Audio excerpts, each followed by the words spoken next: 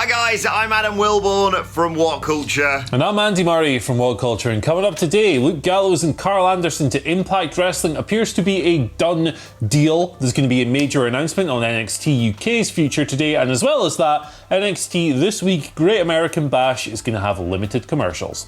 Plus, Vince McMahon is taking a hands-on role when it comes to issues in the locker room, and an interesting development with Tessa Blanchard leaving Impact Wrestling. This is the news. Let's start off with Gallows and Anderson, right? They appear to be on their way to Impact. This is a story comes to us by Gary Cassidy, the wrestling journalist here in the UK, who tweeted the following yesterday.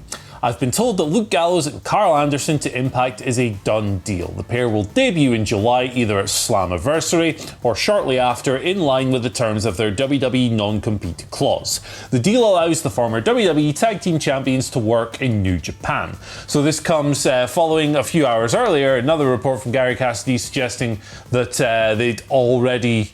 Gallows and Anderson, that is, already filmed content for Impact Plus. So it's very clear that that deal seems to be very, very far down the line.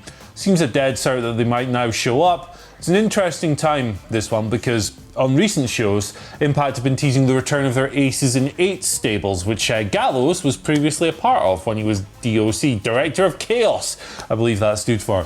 That has been the big tease on Impact recently. As far as their non-competes go, those expire on the 15th of July. They were released from WWE on the 15th of April. 15th of July they expire. Slammiversary is on the 18th of July, so that would tie up nicely. Being allowed to work New Japan as well, another little sweetener there. Anderson has teased going back to New Japan several times since they left WWE, so hey, this sounds like a pretty sweet deal for the good bald men wrestling.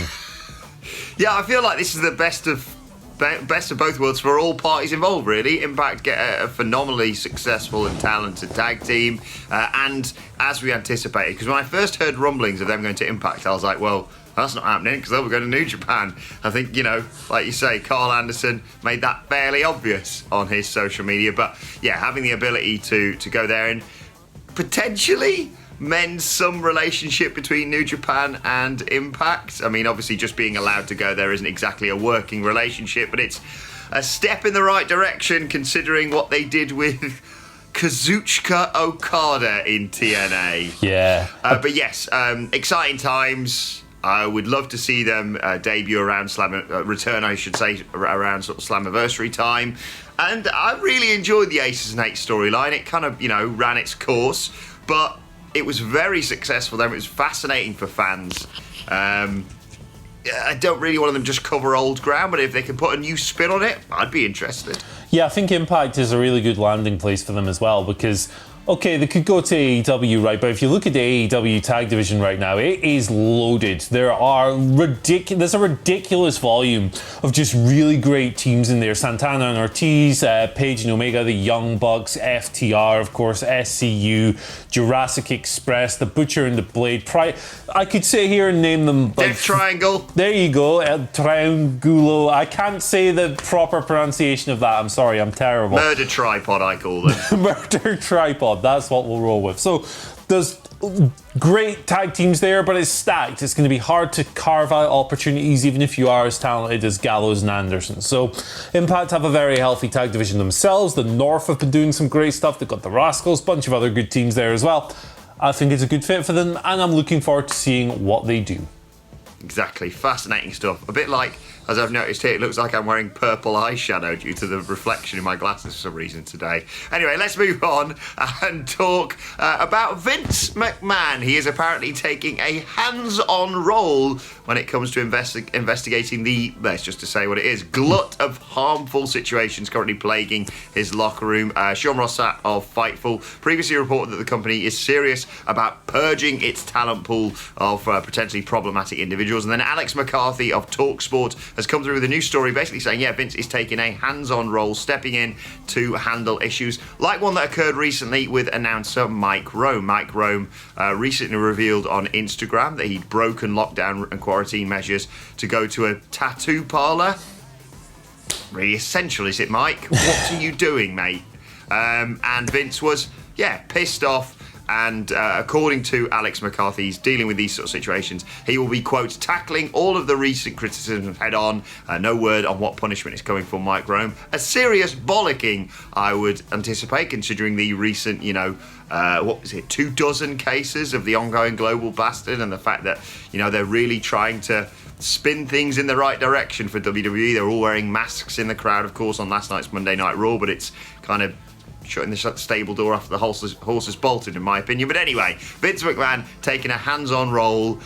I'm not sure if 100% he's the right guy to do this, but he's going to set that locker room straight, Andy Murray. Yeah, I mean, he's got to do something, right? I mean, WWE's handling of this situation has been abysmal. They've been behind everyone else every single step of the way, and we're seeing that now with all these people testing positive and so forth. So, the big man stepping in was long overdue. The incident with Rome is so stupid, man. Why would you tell on yourself like that? Why would you advertise that you're breaking lockdown regulations?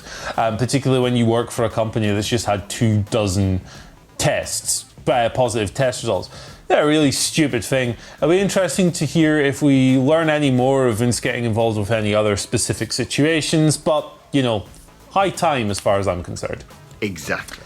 Let's talk about NXT UK. So, conflicting reports on this brand at the moment. There was one over the weekend stating that it was probably going to cease to exist. There was another one yesterday, which I was a bit more inclined to believe, given the source, Gary Cassidy again, that NXT UK is plotting some kind of roadmap back to activity and planned on maybe producing new televised content, new TV tapings within the next couple of months. Well, a new report here. Dave Meltzer, Figure 4 Online, Wrestling Observer, stating that NXT UK talents have been informed that today there will be a conference call talking about the brand. No word on what exactly that's going to mean, what exactly is going to be brought up, but attending it is compulsory for them. They've got to be there. It's big, it's important, it's going to be something big. As Meltzer points out, this could conceivably be anything from like a code of conduct, because multiple NXT UK talents have been implicated in the speaking out process. We've seen the departures of Ligero and Travis Banks at the very top of that, although it could also be something relating to the very future of the brand. So, be interesting to see what happens either way, I think. Something clearly needs to be done with regards to code of conduct and so forth. There's a lot of ongoing investigations within the organisation at the moment because a number of those allegations are still outstanding, number of names brought up. But at the same time, I think the key thing here is going to be the future of the brand. So I lost my track there. It's a worrying time for NXT UK considering the lack of shows, and I was watching Brian Alvarez talk about this over my Weetabix this morning. Make sure you have a healthy breakfast to start the day. That's my tip for the day. And he was talking about how, at the end of the day, NXT UK was created effectively to try and shut down any other, rising British promotions. And I mean, as of right now, there's now going on because of the ongoing global bastard and sort of knock-on effect of NXT UK going, that's a nice British wrestler you've got there. We'll have him and her and them, and so there's an argument to be made that WWE have put on hold their plans to sort of extend this version of NXT UK and then sort of recreate it across the globe. With that being put on hold, maybe they're going to sort of stop doing what they're doing with NXT UK. I'm more inclined, if I was going to take a guess, to suggest that it's going to be a combo of two things. I think they are going to do a sort of code of conduct thing, although you shouldn't have to do something like that. Don't be a git is a really simple, don't do the worst things, basically. But also, there's a possibility. I mean, pubs are reopening here in the UK at the weekend, so maybe they're going to talk about starting to do new shows. They've obviously just been doing sort of highlight shows, or I know some wrestlers have been picking their favourite WWE matches, and that's what's been airing in place. I think it might be that, but who knows? It's really up in the air, Andy. Yeah, it really is. We won't really know anything until this goes down. Whenever it goes down, the time hasn't been disclosed, but hopefully she'd have something on this later in the day, hopefully some clarification. The situation in the UK is easing up. Whether or not you think that's a good idea is up for you to decide. I do not, but that's neither here nor there. We've seen the Premier League return, unattended events, unattended football matches, which has been an interesting experience. Could probably see some maybe empty arena wrestling shows for NXT UK going forward as well.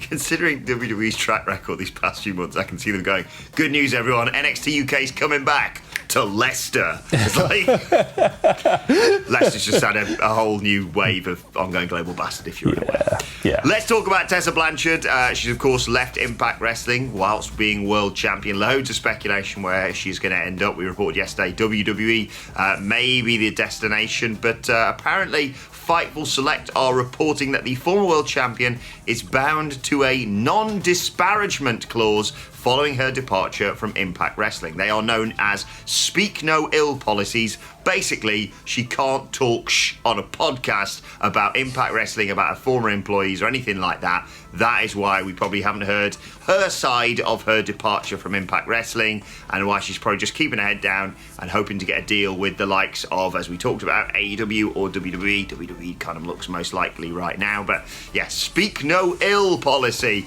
Kind of makes sense, this. Yeah, I mean, it does from the company's perspective, but I'm not really in favour of that level of censorship myself. No. It's a level of control that I don't think an organisation should be able to exert over a former independent contractor or employee after their arrangement has ended.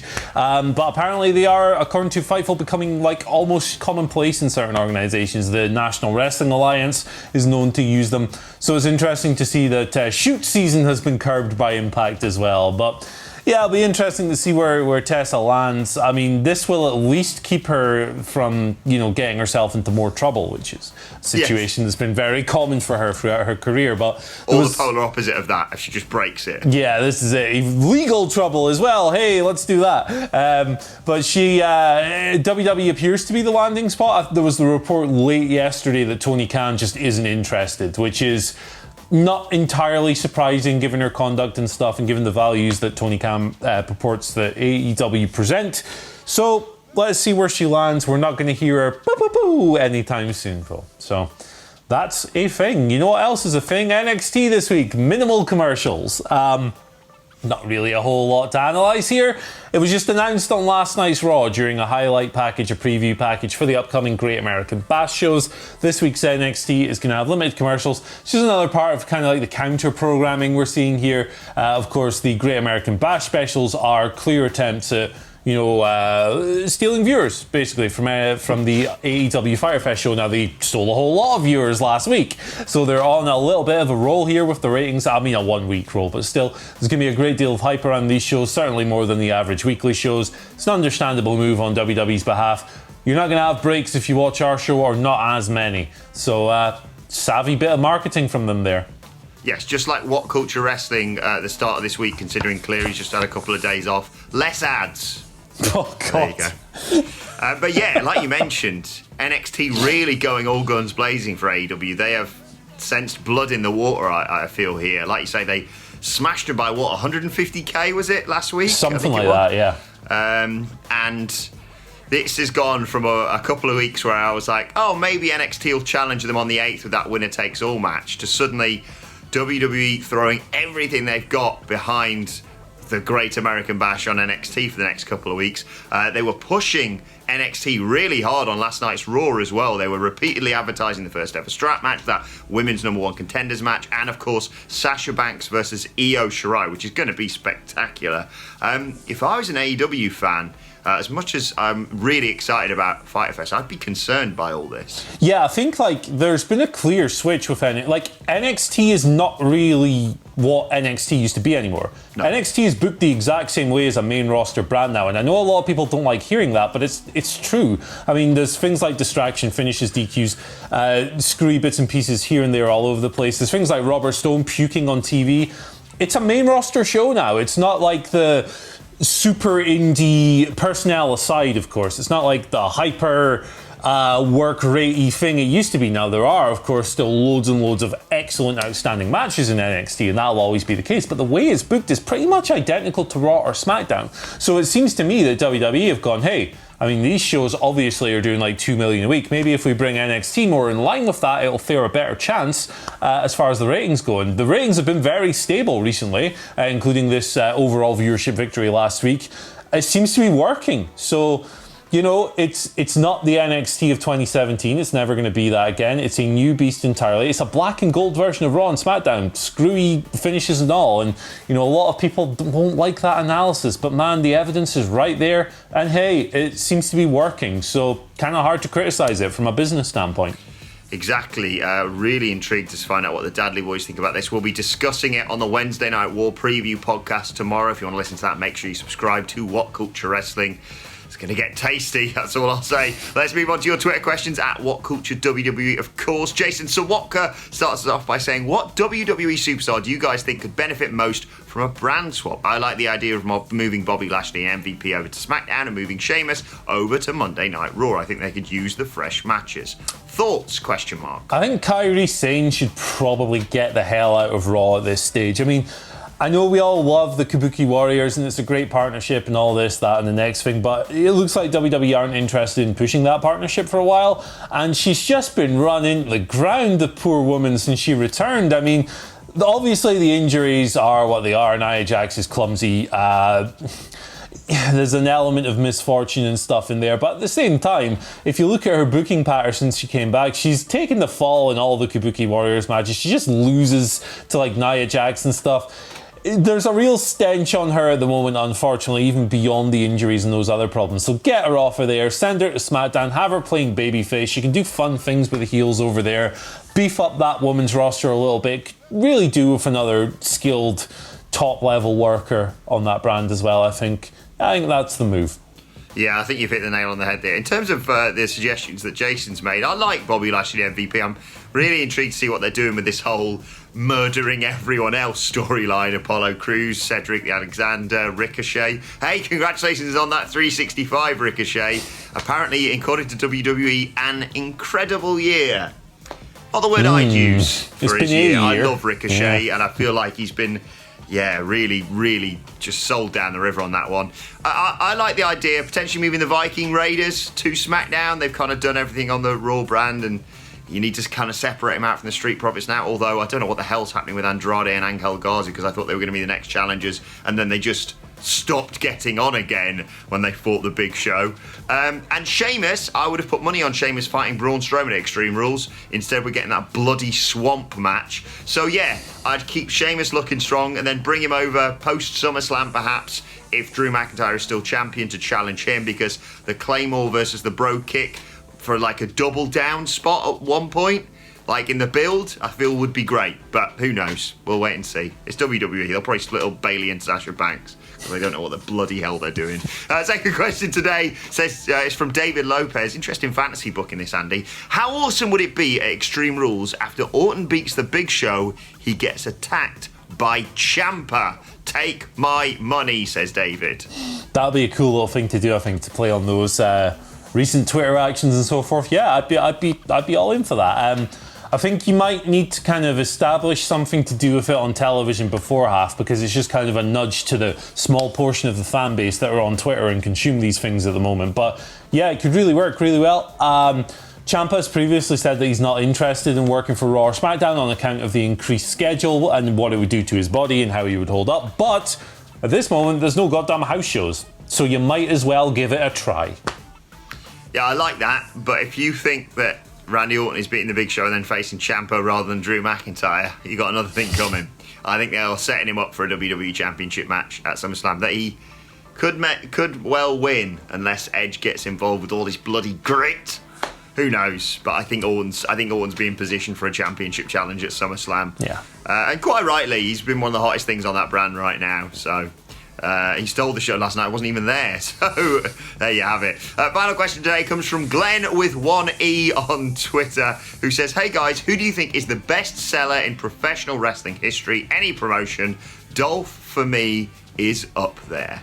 See, the thing is, like, I think the Dolph thing's a bit of a misconception. I think he's a very good seller, bordering on excellent, but I think his real strength is in his bumping, which, you know, the way he takes the moves rather than the way he puts over the struggle afterwards and the pain he's in, which I think is his real elite trait, and he's probably in a top whatever of all time in that regard. Not to discredit the guy, it is like his greatest strength, but I think there's a little bit of a difference. For me, like, I'd be looking at a guy like Ric Flair, who was always outstanding at selling a beatdown and making his opponent look like $1 million and making you believe that even the most overmatched guy in the world had a chance against him.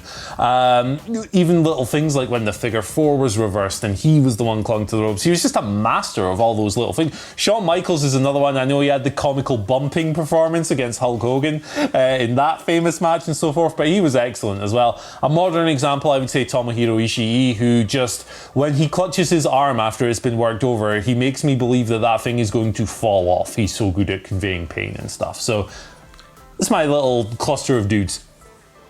I'm going to have to go with the great Antonio. What a seller he was. Oh, he thought that amazing, one way of putting it, match with Antonio Inoki. Oh, that got out of hand quickly. What a thing that was, yeah. But like the name that popped into my head when we think about this, alongside someone like Dolph Ziggler, is a man who made Tom McGee look $1 million. If you haven't watched that program on WWE Network, go and check it out. Bret Hart makes Tom McGee look like a world-class wrestler, which is probably one of the reasons why Vince McMahon fell in love with Tom McGee before realising, oh, he can't wrestle. So go and check that out. Bret Hart is the man. He, unsurprisingly, is one of our favourite wrestlers here at WhatCulture, and I think he's one of the best at many things, and one of them is selling. Let's move on to today's and finally, and a tweet last night that got me and the internet wrestling community very excited, from the multifarious Matt Hardy. He tweeted, if these, I'm going to do the in caps, internet nobodies keep trolling me, they're going to bring the iconic Big Money Matt Hardy out. Big Money Matt could be coming to AEW. The photos of him with the red streak and the suit and the it looks spectacular, Andy Money. It's probably going to happen. I mean, he's been buzzing through all these other personas he's had and stuff. I can't remember the name, but when he harked back to his like original persona when he was a teenager in the 6-man tag. Surge, wasn't it? That's right, with the Young Bucks and Private Party and that, like the other week. That was great stuff. So, I mean, he's almost certainly doing this. It's gonna happen. You can put your big money on that, Matt. Nice. Good. God, I love Big Money Matt. Oh, I love it. Yes, Matt Hardy. Bring it back. Bring it into AEW. I can't wait to see it. Let us know your thoughts on that and all of today's news stories in the comments section below. Don't forget to like, share, and subscribe to WhatCulture Wrestling on either iTunes, Spotify, or wherever you get your podcasts from for daily wrestling podcasts. Myself and the Daddy Boys reviewing Monday Night Raw a little bit later on today. And as far as I know, 4 o'clock today, live here on YouTube, myself, Phil Chambers, and Adam Nicholas will answering your WWE questions. So make sure you join us live at 4 p.m. for that. Plus, you can let us know your thoughts and Twitter questions on Twitter at WhatCultureWWE. And whilst you're there, follow both of us. You can follow Andy Murray at Andy H. Murray. The H stands for... just a different noise each day now. That one didn't even begin with a H. Follow me at Adam Wilborn at WhatCultureWWE for all of us. As I said, my thanks to Andy Murray. Thank you for joining us. We will see you soon.